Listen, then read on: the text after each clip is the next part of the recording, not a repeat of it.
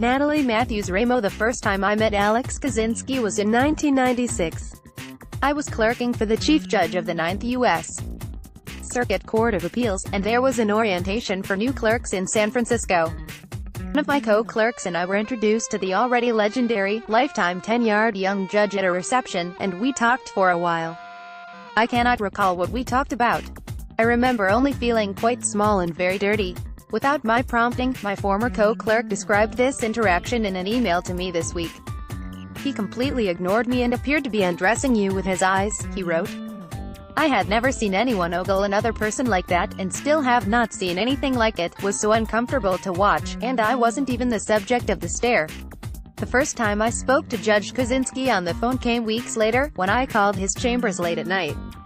Our judge had a sitting in the same city as Judge Kaczynski, and I had made plans with one of Kaczynski's then clerks, an old college friend, to meet late at night for a drink. When I called his chambers, Judge Kaczynski himself answered the phone. I introduced myself and asked to speak to his clerk, explaining that we had plans to meet up. The judge asked where I was. I said I was in my hotel room. Then he said, "What are you wearing?" I was taken aback, in part because nobody talked this way in real life. I surprised myself by reporting what Kaczynski had said to my judge, who had always been kind and courtly and old-fashioned to the point of being almost saintly in my eyes.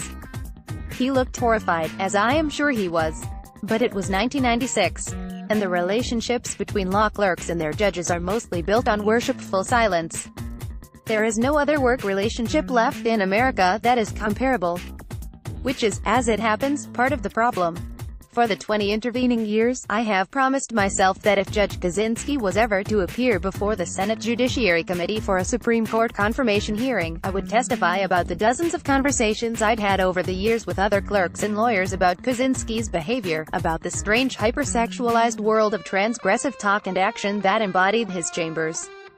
It turns out, it didn't take a confirmation hearing to kick off this conversation. On deck. 8. The Washington Post published the stories of 6 women, 2 of them, Heidi Bond and Emily Murphy, brave enough to go on the record, alleging that Kaczynski had harassed them when they clerked or otherwise worked for him, or when they clerked for another Ninth Circuit judge. Bond says Kaczynski pulled up pornography on a computer in his chambers and asked if it aroused her.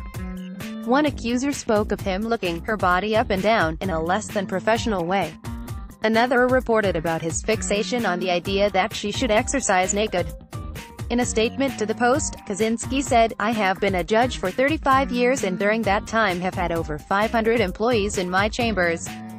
I treat all of my employees as family and work very closely with most of them. I would never intentionally do anything to offend anyone, and it is regrettable that a handful have been offended by something I may have said or done." After the Post story was published, he additionally told the Los Angeles Times, "I don't remember ever showing pornographic material to my clerks, and if this is all they are able to dredge up after 35 years, I am not too worried." He also noted that Bond had written a romance novel that featured very torrid sex. Kaczynski has not replied to Slate's request for comment as of publication time.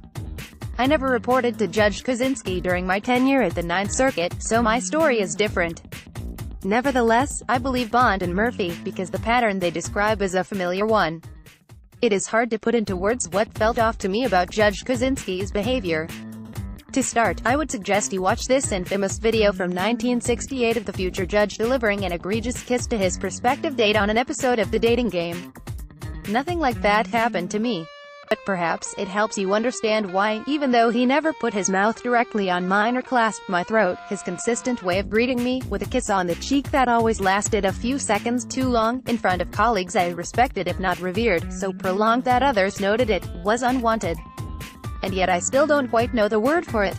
In so many of his interactions with me, and conversations around me, Judge Kaczynski has always gone one step over the line of appropriate sexual discourse. At the same time, he pushes a worldview that suggests there is no such thing as a line. Both personally and in his jurisprudence, I don't think he believes that porn is porn, or that sex talk is problematic in the workplace. His acts of darting back and forth into deep sexual taboo became a natural experiment in who would live there with him. But because he is powerful, and because relationships with him are proximate to jet more power, those in his circle got dragged along into a world that diminishes and belittles women. For more evidence of this, you can read this diary entry he wrote for Slate in 1996, describing an outing with an unnamed clerk to attend a lingerie party. Kaczynski forced us all into this mess with him. And still, I am aware as I write this that I should have found my footing, that the women who came up after me, and who spoke up, are manifestly braver than I was. I am further aware that my failure to speak up over the course of my career is part of the reason why it was possible for the women who came after me to be treated as disrespectfully as they were. I have seen Judge Kaczynski dozens of times in the past 2 decades, moderated his panels, sat next to him at high-powered, high-status